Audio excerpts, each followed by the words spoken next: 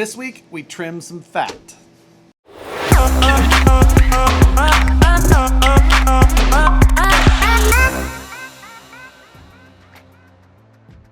What's going on, everybody? Welcome back to week 8 of the TRX-4 Sport Budget Build-Off. If you're not familiar with this series, Matt from the Scale Builders Guild and myself took the TRX-4 Sport unassembled kit versions, and we're doing a budget build, which in our version means that we're upgrading it with $50 every week. This is week 8, which is the last week in the first half of this series. We're taking this 16 weeks long.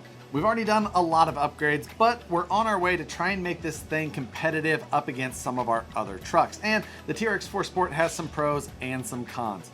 The biggest con is that it's got a lot of up-high weight, both in the chassis and the body, and the portals are what kind of amplified that issue. So we're gonna have to try and work with what we can, but again, we're trying to do this without adding weight. Adding weight, like using a bunch of brass on the axles and things like that, is kind of a band-aid and not fixing the real problem. So what we're going to try and do is to continue to fix the problem, taking a little bit of the weight from up high. So this week what we're going to do is two separate things. One is that we are going to install the Traxxas underdrive gear set for the rear axle. In one of the early weeks, we installed the overdrive gear set for the front axle, and this time we're going to do the rear. That's going to put us a little over 20% total overdrive, which is a lot and more than I would normally probably run in a standard trail truck, but to try and make this thing climb better than what it does now, we're going to go ahead and throw it in there just to try and make this thing a decent rock crawler. And then the second modification we're going to do is we're going to just start hacking up this rear cage on this truck. My plan at this point is to take and cut everything from the B-pillar back off of this cage. We're gonna try and leave the bed rail caps, make it look as decent as possible, get rid of all of those scale accessories that mount to that rack. I'm not a big scale accessory fan. I'm sure Matt will add some. I'm going to take them away. However, I already have an interior and I haven't seen Matt do that yet. First, quickly, we're going to run through installing the rear underdrive gear set into this axle. It's very similar to the overdrive set we did, but just a little bit simpler. We're still just gonna run through it just for clarification. We're going to start by removing both of the rear wheels. Then we're going to remove the two screws on each side of the axle that hold the rear portal box onto the housing. We don't have to disassemble the portal box itself at all. With those two screws removed, we can pull the portal box straight out, and we can follow that by the rear inner axle shaft. Make sure you set these shafts aside in the proper way because the right side and left side are actually different lengths. You can see here that the left inner axle shaft is the shorter of the two. To make removing these 4 screws around the center section of the axle easier, I'm going to actually just remove this screw holding on the lower link and one shock. That'll allow me to kind of rotate it up and out of the way. I'm doing this because it's one of the easiest screws to get to. With that screw removed, this axle actually moves way out of the way. We can easily get to all 4 of those screws.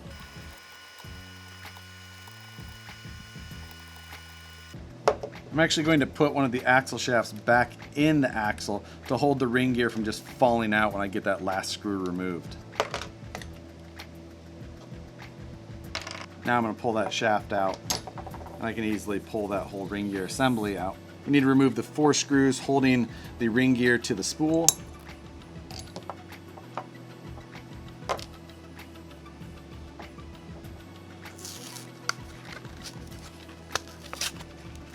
We're going to put those 4 screws back in, but we're also going to need to add a little bit of thread lock to each of them this time.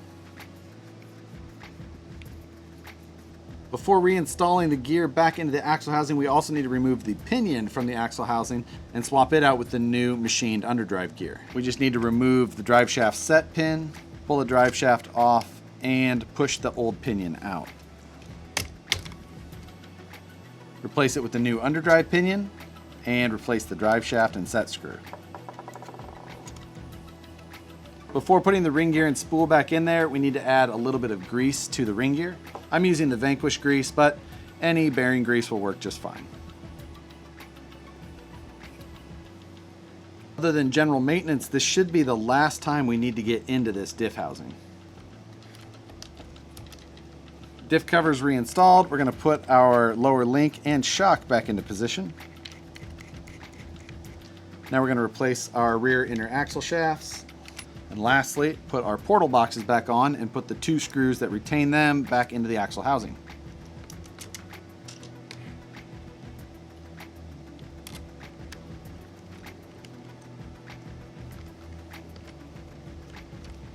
And lastly, replace our wheels and tires. So now that we have that part done, let's jump to the actual destruction of this rack. I'm gonna start by removing all of the screws from the scale accessories and the bolts that hold the top pieces together so that I can start to figure out how I'm going to make my cuts.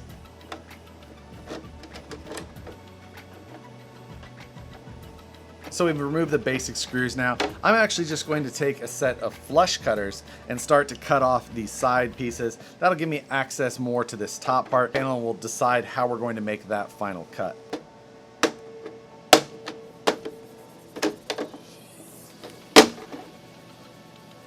I cut the first piece off just at the convenient locations. Then we'll come back in and we still have some of these wings to cut off. But I just want to get the majority of this stuff out of the way first.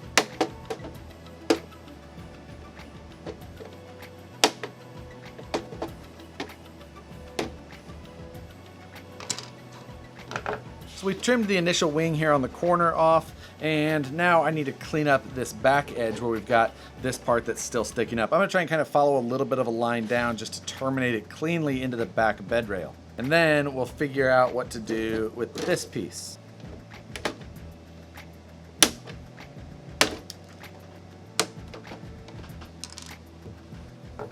So now I've got the bed rails cut flat, smoothed out, did a little bit of filing just with a flat file here, just to kind of make sure that the top rail was just a nice even transition over the top. It's got a little bit of scuff marks here and there, but not anything that wouldn't even look just like a little bit of rock rash. So I think I'll be plenty happy with that. What I think I'm gonna do at this point is just go across and hit it with the flat cutters again, just work my way through it as needed.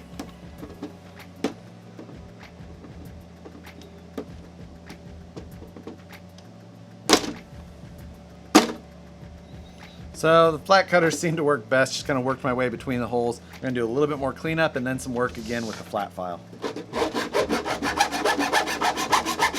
Actually, overall, I'm not too dissatisfied with that look. I think it gives it kind of an interesting look with just the B-pillar rack and then just a small roof rack on top. I wouldn't normally choose to add a roof rack, but with it being on there already, I kind of like it. So we got our underdrive installed on the rear axle, and we got the majority of the weight taken off the back of this body. I'm not dissatisfied with the look of just this cage just trimmed in this fashion. Just gets rid of that excess weight and all those scale accessories. If you're a big fan of scale accessories, that could be a downside for sure. For me, kind of preferring this look already, and maybe it's a little bit just because it's different, but I'm not hating it. I might do one thing, and that is that I might mask off the inside of this body and shoot the bed black just to kind of give it a more of a, truck bed appearance and not have the color back there. Maybe something as simple as that will help improve the look just that much more. One nice side effect of this is that we can see our interior better from the rear side, as well as that voltmeter that we installed last week.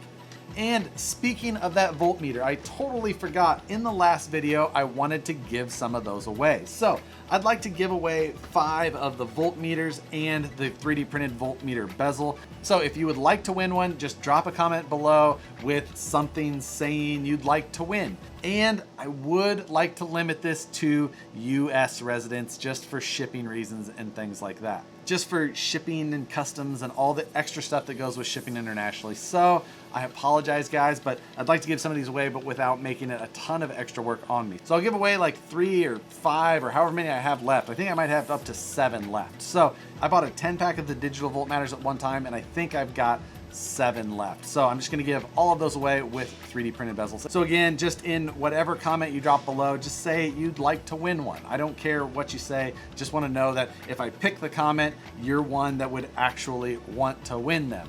So again, the main reason that we did this is for weight reduction, trying to take any of that up high weight where we can and just get rid of it. If we are going to add any weight to this vehicle, it needs to be as low as possible.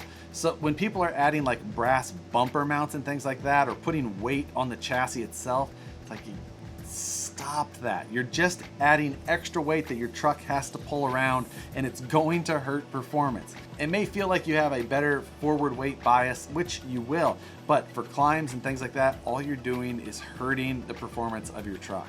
If you like to add it because it gives the chassis and body some body roll because of all that extra weight, that's a totally different reason. But you're doing it for performance, there's better places and better ways to improve the performance of a truck like this. Don't just buy everything you can that says it adds weight. The other thing is that the underdrive gear set that we added, we already have the overdrive, so now we're adding a higher percentage difference between the front axle and the rear axle, and that is going to help us in steep climbs and in descents. Where it can hurt us is on side hills and when trying to back up. The reason that it can affect your ability to side hill, which may sound odd, is that your front tires are wanting to spin a little bit faster than the rear, of course. Well, when you're on a side hill, that difference can cause slipping, either in the front or dragging the rear. And what that can do is it can cause you to break traction and allow the whole truck to either slide nose first down or tail first down. And that can obviously be a direction that you don't want to go if you're trying to maneuver a steep side hill. And the reason that it can hurt when backing up is because that it's doing the exact opposite of what we're trying to achieve when climbing. The rear spinning slower, the front spinning faster, and it's kind of just trying to wad itself up rather than stretch itself out. So even modifications like this have pros and cons. We just have to weigh them out and find what's best for our performance. But that's gonna wrap up what we're handling for this week. For this week's question, I wanna see what you guys want to see done most to the TRX-4. And I'm gonna do my best to try and tally up the suggestions. And I'm gonna try and do whatever is the most suggested. Even if I hate the idea, but it stays within the rules. With one exception, and that is if it constitutes lifting this truck in any way. That is my one exception. I'm not lifting this truck any higher. It's already far too top heavy. So let's hear them, throw them out there.